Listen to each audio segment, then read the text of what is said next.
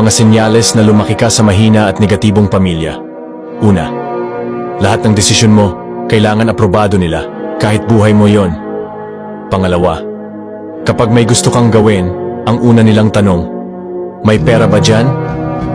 Pangatlo, kapag may problema ka, ang sagot lang nila, tibayan mo loob mo, o ganyan talaga ang buhay. Pang-apat, kapag nagkamali ka, ipapaalala nila, yun sa'yo habang buhay. Pang-lima, kapag nagtagumpay ka, iisipin nilang may utang na loob ka sa kanila. Pang-anim, kapag may opinyon ka, bastos ka. Kapag sumunod ka, mahina ka. Pang-pito, kapag hindi mo sila sinunod, wala kang respeto. Kapag nagmatigas ka, wala kang utang na loob. Pang-walo, kapag gusto mong umalis o lumayo, wala kang kwentang anak. Pang-siyam, kapag may kailangan kang desisyonan, lalo na para sa future mo, hindi mo alam ang gagawin. Kasi buong buhay mo, sila ang nagdedesisyon para sa'yo. Pang-sampo, hindi mo kilala ang sarili mo. Kasi lumaki kang sinusunod lang kung anong gusto nila.